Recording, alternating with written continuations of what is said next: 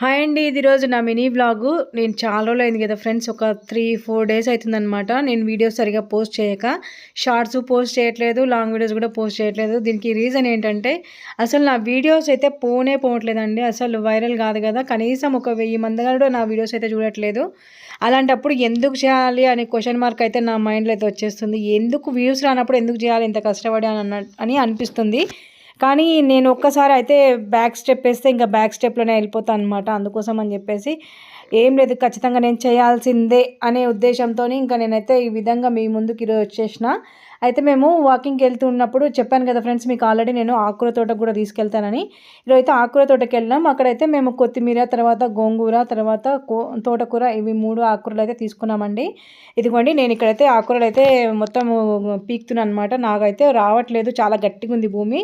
ఇదనమాట ఈరోజు నా వీడియో. నచ్చితే లైక్ చేయండి, షేర్ చేయండి, సబ్స్క్రైబ్ చేయండి. Thank you so much for